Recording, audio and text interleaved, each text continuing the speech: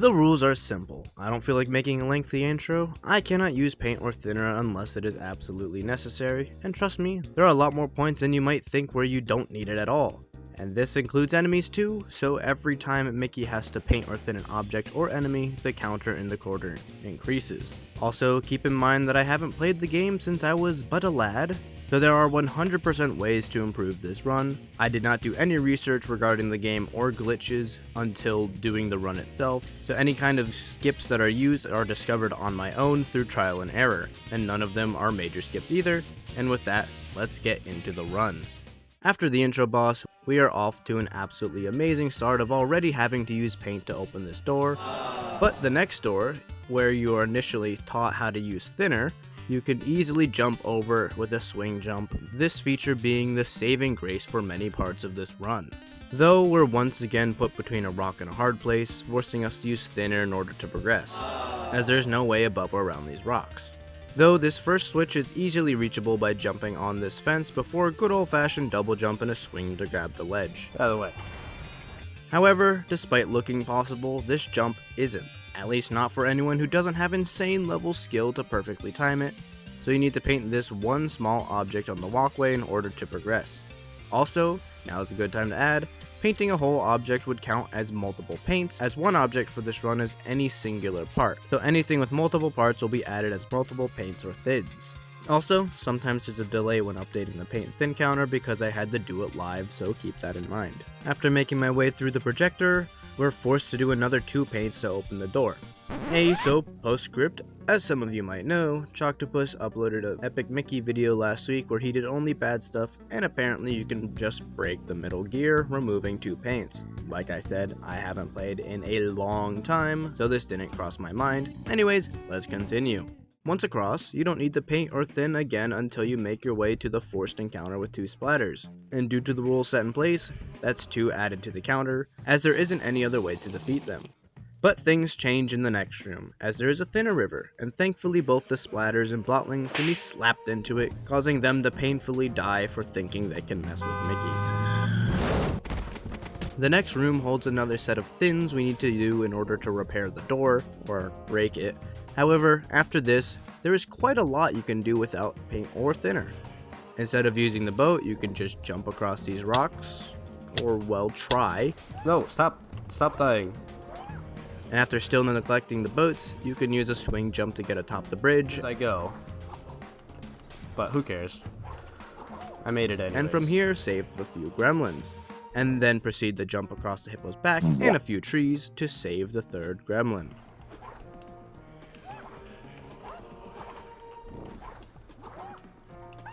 You can climb this tree without paint in order to collect a drawing. I was a little older. Repair whatever this is supposed to be, and due to saving the 3 gremlins, this makes it a lot simpler, and I do my part by flipping the final switch. Wait, why are you guys calling me stupid? Is it because I didn't grab the chest yet? Well, you don't need the bridge to get it. Just jump on this child's head and perform a dash with a doubled spin jump and boom, the chest is yours. This challenge is so easy it'll be skipped, and get our first Pete to not care about. Continuing, you can skip this bridge and jump your way to the top to save B-Man. Worthwhile. Allowing the boats to continue their course, and of course, I go to save the next gremlin too. Just jump across the boats and you're there in a flash. You're the big fan. And being the kind man I am, I don't pay him, as why put him through the trouble of a task I could easily do myself? Wait, are you guys seriously calling me stupid again? Is it because of the fan blades and how you need to thin them in order to make it past them? Well, we'll cross that bridge when we get there. But for now, you can easily jump atop these sideways platforms in order to press the switch to get jump scared by a Chinese dragon. So, now to take care of the fan blades without thinner, have you ever just considered, I don't know, locking in? Wait, what did you say?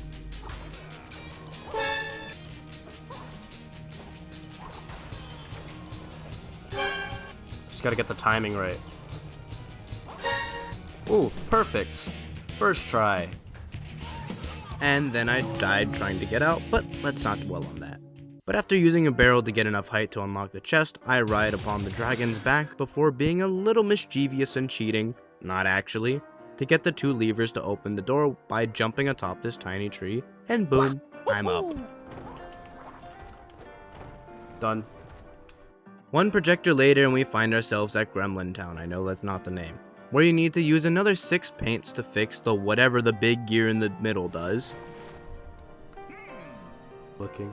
Well, I'd help them. before having to paint Gus's house to progress, bringing the current total up to 17.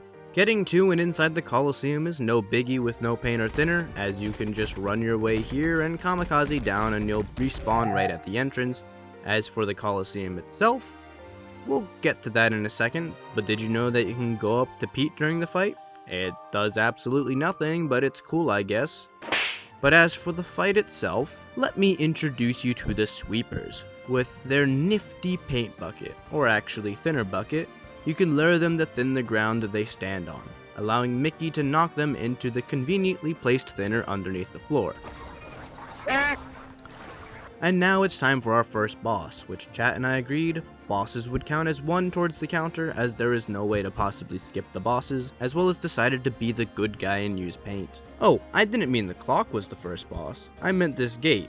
The game wants you to paint 2 gears to open up the door, but if you're as stupid as I am, you can, after way too many attempts, jump onto this lamp, which took a good couple minutes to pull off, but after you get on top, all you need are 2 more jumps in order to clear the door without having to paint the gears, saving you 2 paint.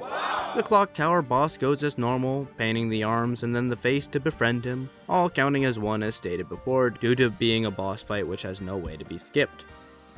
After this endeavor, we get a paint upgrade and enter Mean Street for the first time. For its name, we actually got a pretty warm welcome for a total stranger with the power to completely change the future of their lives with a bit of magic. I started by helping this kind fellow by returning his book in exchange for a gear. Weird trade, but sure. A short foot race against a fairy who is literally cheating, and we receive our second gear needed to fix the projectors. Except also we need a power spark, so that's great.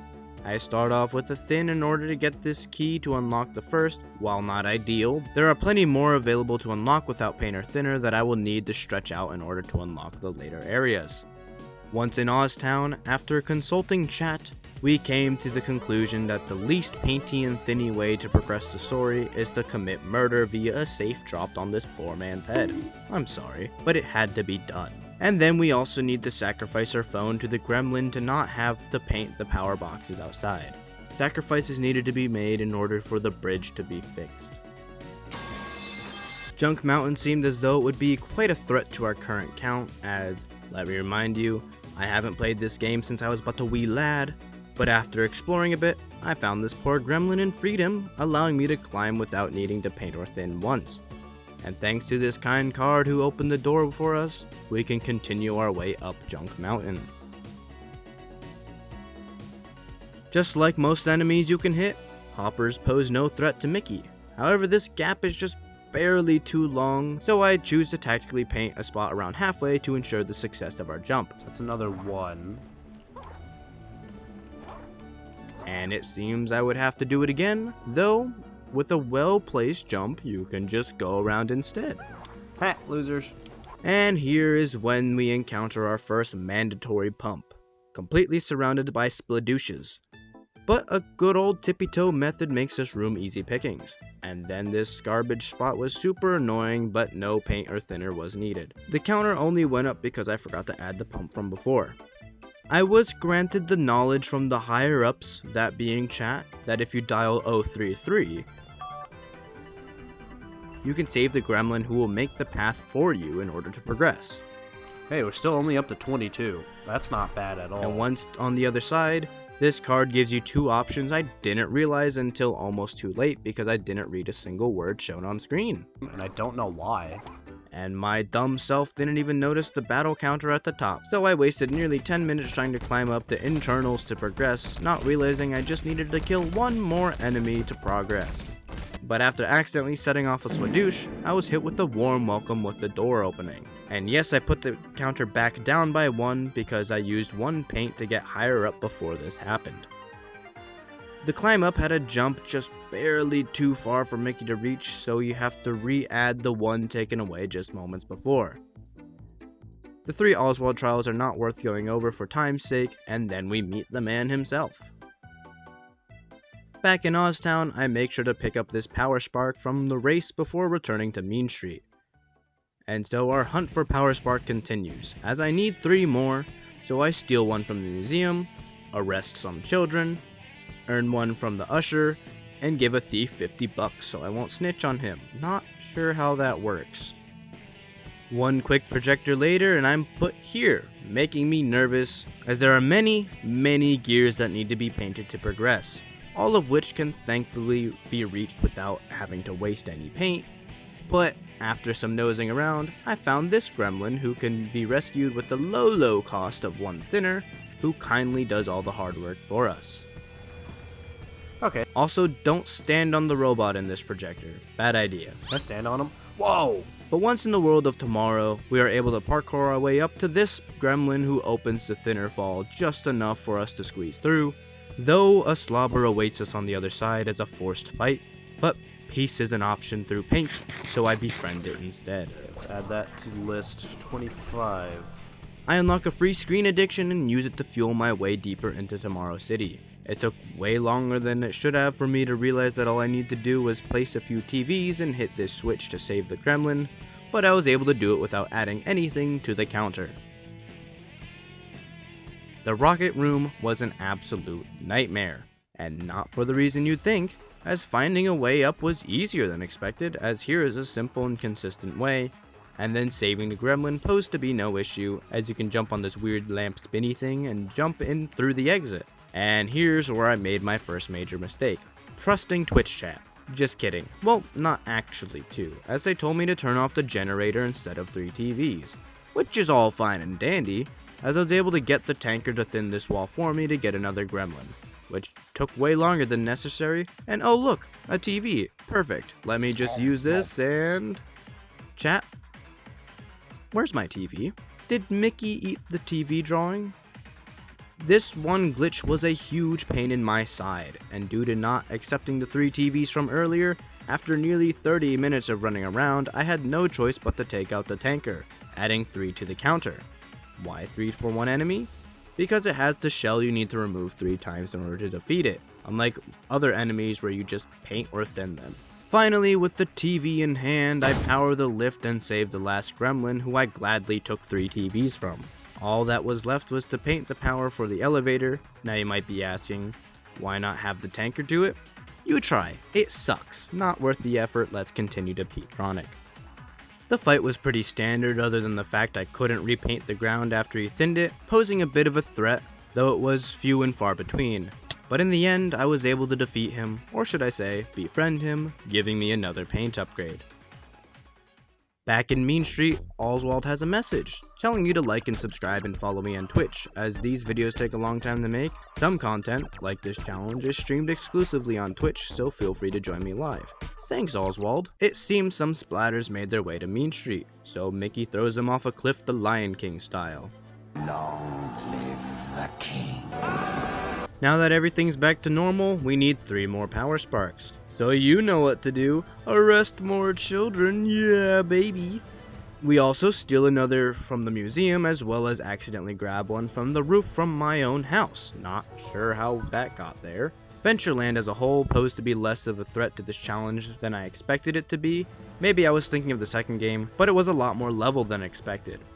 I nabbed this Power Spark, grabbed the first mask, second mask, and third with no issues. I get a key from Pat and then immediately buy the compass off of him. As for salt, poor salt. I can't get the flowers without having to thin some walls, so the best I can do is get you some ice cream.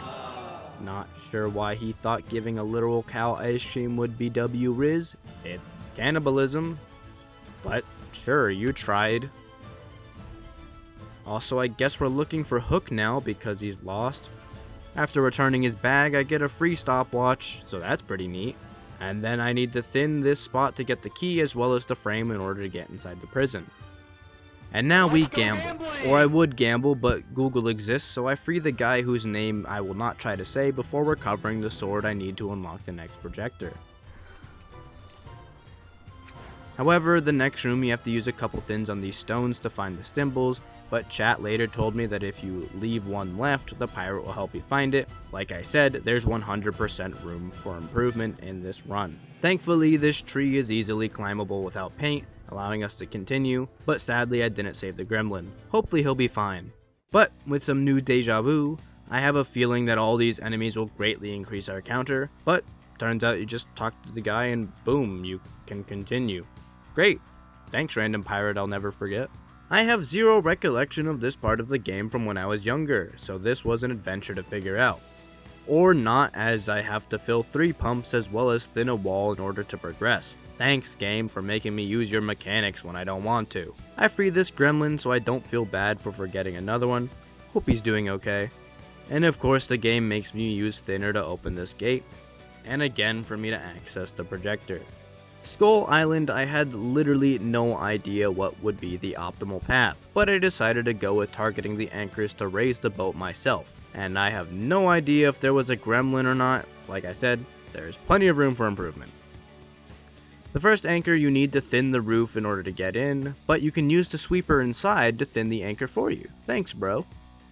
The second anchor has a sweeper on the outside, so you can once again use him to thin the rocks necessary to complete the puzzle to get inside, as well as hit him down in order to thin the anchor itself. As for the third, I ended up having to thin one part of the rock and then the anchor itself. And of course you need to paint the steering wheel. But now it's time for Mr. Hook himself. At the base of the ship, I decided to be smart and not lower the ship, making it less easy to access, but a spin jump gets you atop it, allowing access to the boat without painting. As for the boss fight himself, let's just say, your guess is probably too high for how much you think you'd have to use.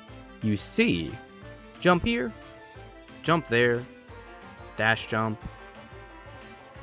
one last easy jump, one paint on this gear, spin jump here, don't mind my health, another simple jump, leap of faith, another twirl jump, spin dash across, he thinned those himself I swear, force him to thin the sail, and then one more spin jump and the boss fight is done. All it takes is one paint to reach the higher part of the sail. That's it. More paint, yippee! I grab this power spark conveniently hidden behind a tree and make my way back to Mean Street to do what you'd think, arrest more children! Bog Easy was the complete opposite of easy, being a real pain in the butt for this challenge. Let me introduce you to this guy named Gilbert. You see him? Oh, you don't, because he's a ghost. But he wants me to thin this poor soul's lamps to scare him. How rude! But in order to save this fellow, I would also need to use one thin to recover his courage, so that is the better course of action. It is. Okay, so that's just one. However, the next fellow wants his poor lamps to be lit to see easier. Well, that would be all fine and dandy if they weren't all thinned first, adding another 8 to the counter because apparently they all happen to be conveniently thinned and not just unlit. Great. Amazing even. To be clear, I don't know if there was an alternate for this one like the first quest, but it is what it is. Lonesome Manor was a breath of fresh air after that atrocity, as getting atop it was just one simple jump away, giving me the power of a comically large anvil on my side. But first, the trio of botlings picked the wrong mouse to gang up on as they were promptly thrown to their death. The foyer was, well, interesting. If I would have just paid attention, I wouldn't have used thinner to break the spawning machine, but decided to not count them because it was me being stupid and not actually necessary. However, you do need to paint 2 symbols in order to make it deeper into the manor. I remember not liking this room when I was younger, probably because I was young and stupid, and now I'm just stupid. However, this whole room can be done without a single paint or thin, so it's not worth taking the time to go over. The library was, well, if you played before, you'd know it is a pain. This took way longer than it should have to complete. Like, it felt like at least half an hour. It was probably more. But it basically was, get a sweeper to thin this wall, free this guy to get the books for me, and then this guy for whatever reason, paint this symbol, and then this one, and then go to the one I forgot earlier, and then you have a forced fight you have to complete to continue.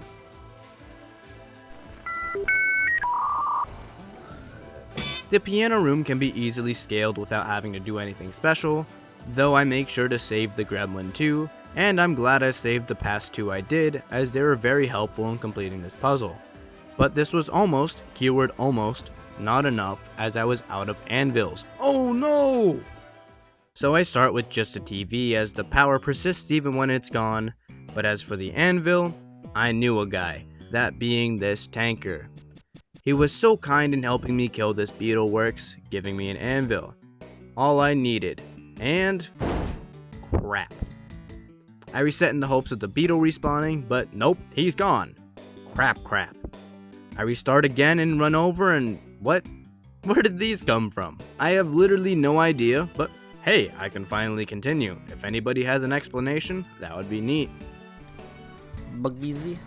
Back at Boggeezy, I get a free pin for not doing the right thing, and I return all of Goofy's parts because I happen to find them all while exploring. And now it's time for the final boss, who, as you know, will be counted as 1, and also was super easy, but that was a lie. This isn't the final boss, and this is where things take a turn for the worse for this challenge. Chat and I decided that since each tentacle is one object as a whole, it'll only count as 1 paint for each individual tentacle painted. And no, I'm not going to use paint on any of the enemies, so it's 4 for OsTown, 3 for Mean Street, 3 for Yarhar Town, 3 for Boggeezy, and 3 more for Tomorrow City. Oh, and another 3 for the Rocket Room. This room is very easy to do with some basic level parkour. However, after hitting all of the valves, you are greeted with the face only a mother could love, another slobber. So that adds 1 to the whole counter. The next room is a taste of what's to come for the rest of this challenge. Paint. To be fair, you can't spell paint without pain, so our counter continues to climb from here with 1 gargoyle head, as well as a couple mirrors. Hey Oswald, promise me you won't step off the pressure plate and trap me in the room, okay? Cool. I thought I was gonna press the button. Dude, this is why Mr. Walt disowned you, holy crap. After that betrayal, I was determined to prove myself by going through each tower without once having to use paint or thinner, or at least try. The first tower was no biggie, no need to paint the tentacles, as well as I was able to get this chest by just jumping over the wall. This chandelier jump is a little tricky, as it swings back and forth, and you need to jump through this gap and land on the other chandelier on the other side. You can just reach this ledge and you're free from here. Problem solved. The stairs was a little tricky for 1 jump, but after that it was easy pickings. And sadly, at the top, you need to paint 4 gargoyles to continue. This is consistent with the 3 towers. Tower 2 was by far the easiest, as you're meant to run through it as quickly as possible with nothing to paint on the way, so all that's left is the 4 gargoyles at the top of the tower. 96. Tower 3, this one really decided to put my brain to work, as if you go about it normally, there will be some really far jumps, as well as a forced fight within this chamber, both of which I was able to find a way to avoid. You see, if you place a TV on this statue's head, you can barely make it on top of it, and from here you can use an anvil to once again barely make this jump, as well as jump up to the room as mentioned before with the fight. Here's where my even bigger brained move comes in. Remember these lamps? Remember earlier in the game when I used them to skip the Clocktower gears? Well, you can do the same here. Just spin jump on top of the one above the gate, do another to reach the small ledge, and boom, you're at the top, now just for the 4 gargoyles. And that's how I did every tower without paint or thinner, not including the mandatory gargoyles. But on the downside, we hit 100 paints and thins used to beat the game. And now we're free falling for some reason. Cool, I guess. And there's a secret 4th tower-ish, well, you know the drill. Who needs paint and thinner when you can just jump on lamps?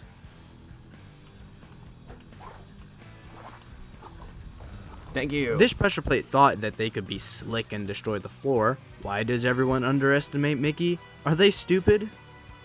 And then the rest is no issue whatsoever, as you can jump over this tentacle, completely skipping it, and from here it's easy parkour. Uh-oh, it seems we have been eaten. Well, that can't be too bad, we can kill it from the inside out. Oh hey look, a heart. Who I neglected to mention who it belongs to. Yeah, that's Mickey's, and it's been stolen, and now it's time to earn it back. Oh, what a conveniently placed elevator inside this thing's stomach. This part was a little tricky to count for what counts as one whole tentacle, so I did my best, one being here to open whatever this is supposed to be, followed by another, and one really long one in this room. Luckily for us, I'm assuming it's probably its stomach acid. There's a small pool of thinner in the pit where we can hit the enemies into. Yet another tentacle. Maybe it's not a tentacle. Are we destroying its arteries and veins? That's a little rude. Another artery down. Wait, it actually might be since it goes straight to the heart. Mickey, you're a monster. The next group of enemies I'm assuming are like the white blood cells are here. So we once again drown them in acid for our own personal pleasure. And another artery followed by the scariest room for me when I was a kid. This stuff freaked me out, it was so intense. And now it's time to finish it. Destroy the last major artery of the heart to reclaim it for ourselves. One final paint to be added to the counter. And with that, the game is over. So, can you beat Epic Mickey without paint and thinner? No. No, you can't. It took me 107 paints and thins. However, there is definitely room for improvement. Huge shout out to my members, Scape the Goat, Lawful the Law, Reported Kid, Kyren the Gamer, Landon, Ash the Trans Plays, Smart Gamer 12, Harlem 04, however you say this, Deviant Hugo, Kins 31, I think, The Crustacean Nation, Raul, Yudong, Like of the Mix, Kevin Velasco, Heavenly Bald, Yamabud, Evelyn, Maguke, and Timi Fuja. Now some of you may be surprised to see your name here. Scape the Seer donated a couple gift subs on stream, so yeah, now you get a shout out.